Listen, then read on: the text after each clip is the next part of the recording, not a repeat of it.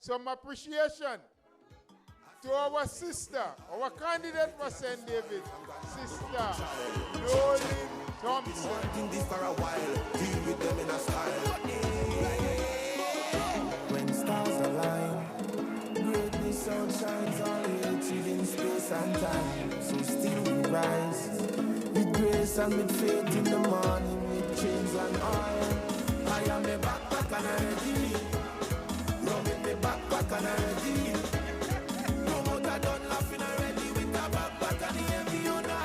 They go out to the job and a pay. I'm fresh like today. Thank you.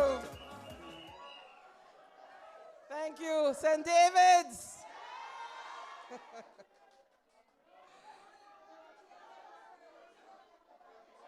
Our political leader, Honorable NNP, my colleague, candidates who's here tonight, members of the executive, and I want to give a shout out to Mr. Oliver Joseph for coming tonight to support me, guys.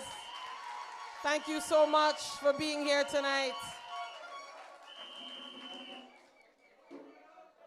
Tonight, friends, I'm going to speak some very uncomfortable truths. Some may not get the applause, but we have to speak it, and we have to speak it here tonight. I'm standing here in Corinth, but I want you to know that this conversation is bigger than Corinth. It reaches every polling division in this constituency, every village, every household where people are doing everything they are taught to do and still finding it hard to breathe. I know we have a lot of people outside. There's a lot of you outside, and I want you to be able to hear me tonight. Yes? I know they said the hall is way too small. Next time, we'll do it even bigger. Yes? Friends, I'm here tonight because I'm concerned. Not as someone who's looking for attention. I'm concerned as a representative of this constituency.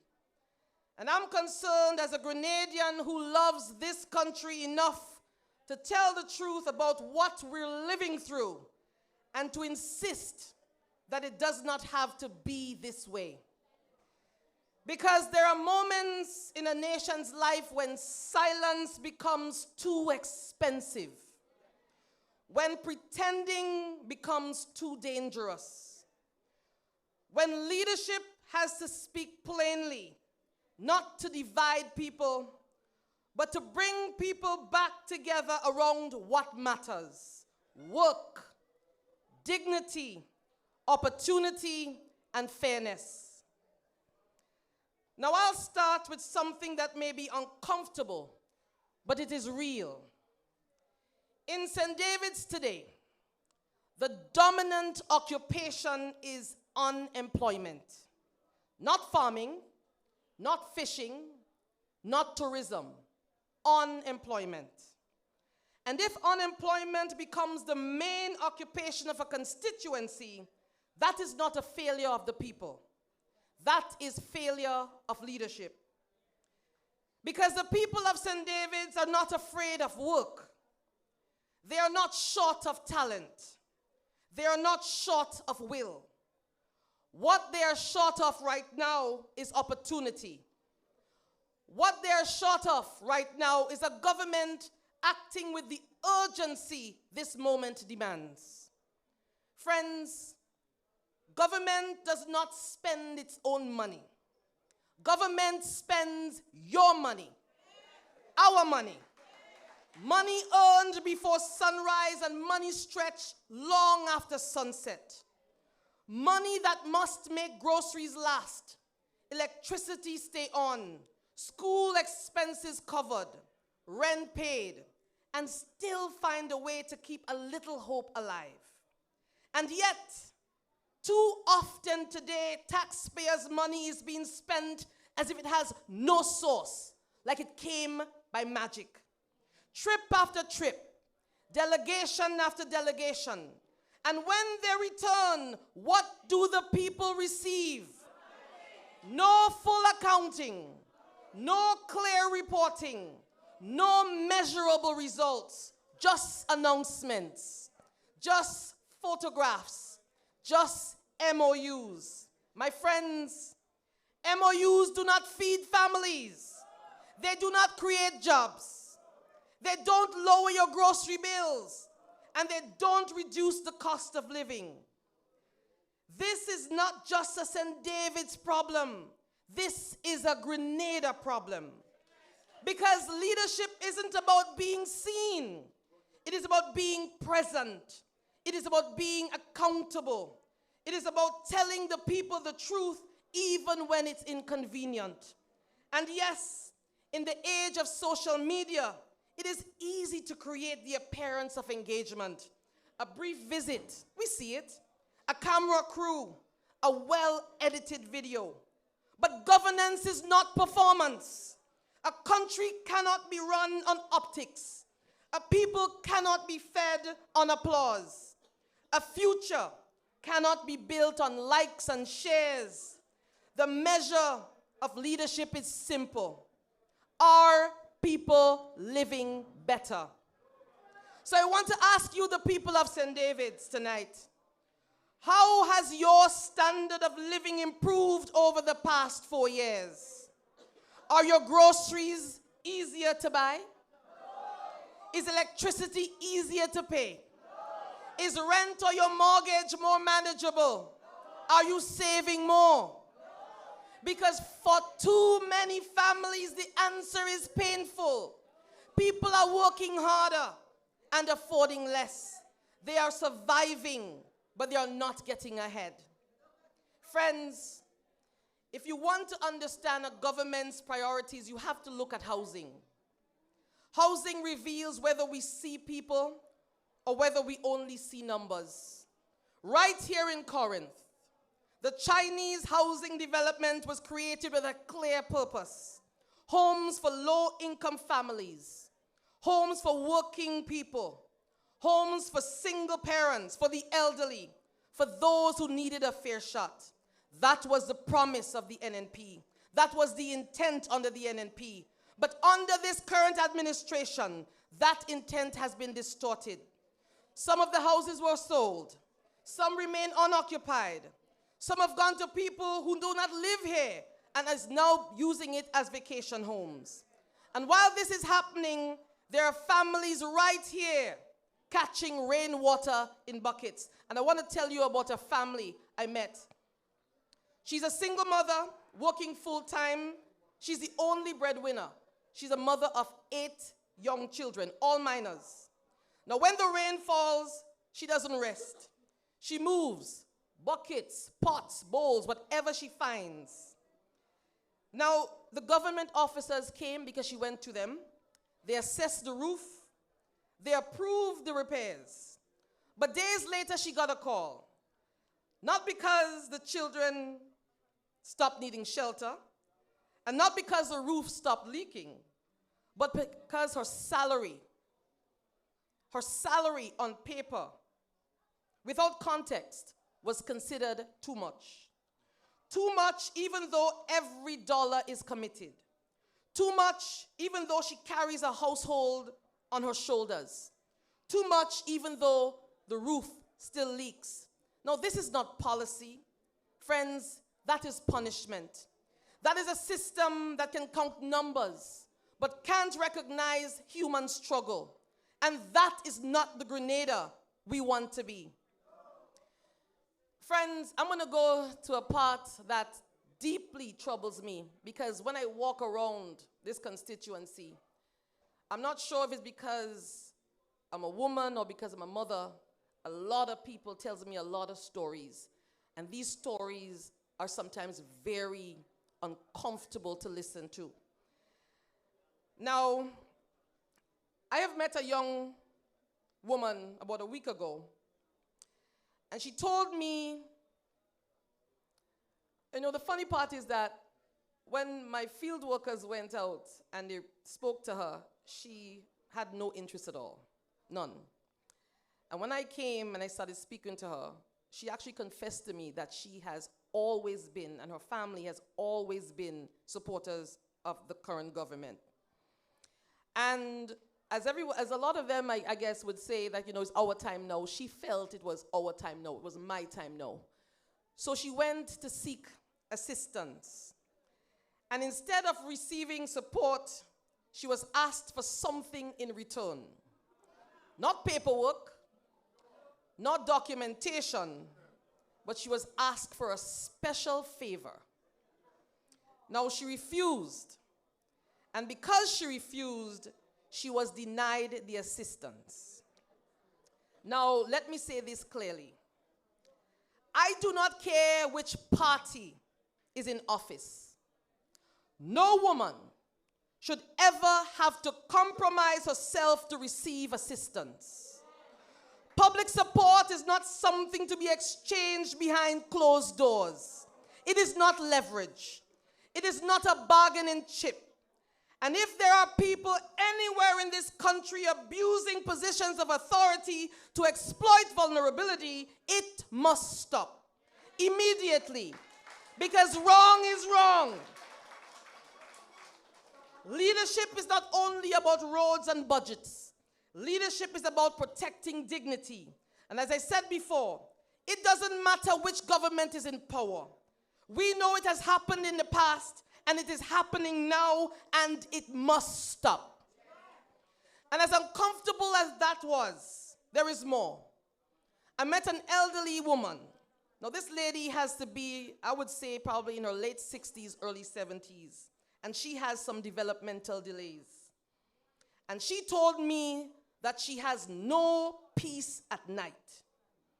Men knock at her door night after night, forcing their way into her home. Imagine living like that. Imagine being afraid in your own home. This is not politics, this is humanity. And when she remembers who the people are, and she mentions it, then she will get plan-assed. Now, is this how we must act? We must ensure that systems are in place to protect our most vulnerable citizens.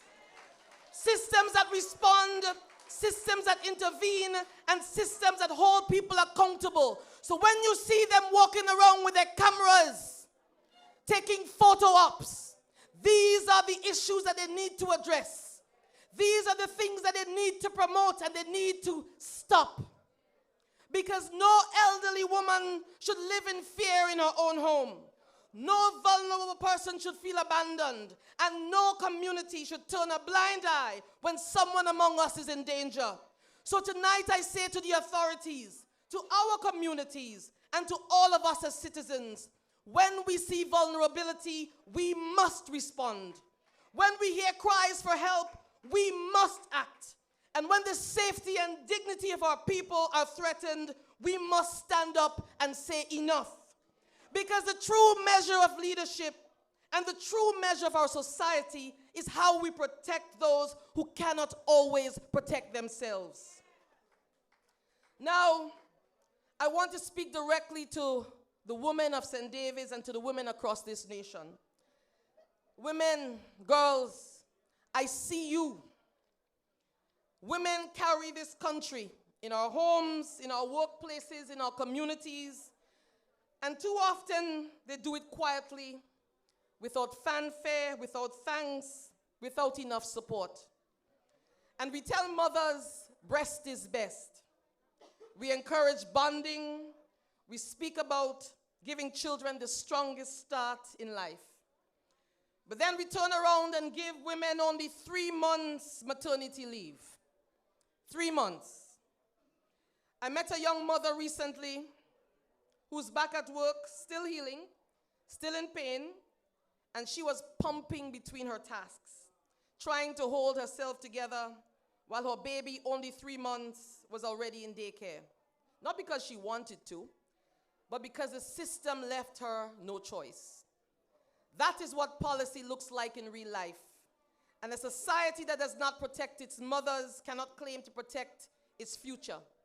Because when you invest in mothers, you invest in children, you invest in families, you invest in stable communities. And supporting women is not charity. It is nation building. And it is overdue.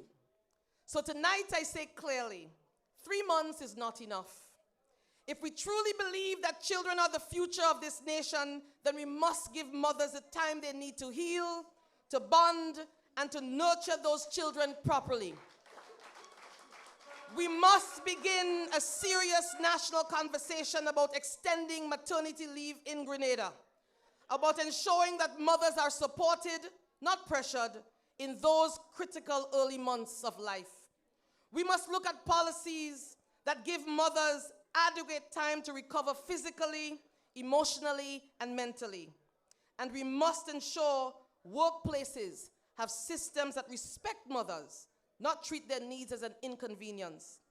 And I believe with the right leadership under an Emlyn pair and the new National Party leadership and the right commitment, Grenada can do better for our mothers and therefore do better for our future. My friends, leadership requires sacrifice, but the sacrifice cannot always come from the people. The sacrifice must come from those entrusted to lead. And right now, our country is hurting. Violence is rising. Fear is spreading. Communities are anxious. And in moments like these, people don't need more silence. They need reassurance. They need clarity. They need direction. They need leadership. And they need a government that understands this basic truth. An NNP government. Every Grenadian deserves dignity. Every Grenadian deserves opportunity. Every Grenadian deserves to get. From Latan to Belle Isle, from Vincent's to Mondelez, from Corinth to Westerhall, every farmer, every teacher, every worker, every young person, every elder, every single one of you deserve to get. St. David, I am concerned because I care. And because I care, I believe we can do better. I believe leadership should be present and not performative. I believe accountability should be practiced, not promised. I believe government should raise the standard of living, not explain away the struggles of ordinary people. And that is the vision I hold for St. David. That is the vision that guides the new national party. Opportunity over optics, presence over performance, unity over division, responsibility over excuses. This is not about personalities, it is about principles. So the choice before us is clear. We can continue on a path of rising costs and shrinking hope, or we can choose progress with purpose. We can settle for less, or we can stand for better. So St. David, tonight, I'm asking you to stand with me. Stand for dignity. Stand for opportunity. Stand for a better standard of living. Stand with the new national party for St. David, for Grenada, Carriacou, and Petit Martinique, and for a future where everyone gets. Thank you. God bless you. God bless Grenada, Carriacou, and Petit Martinique.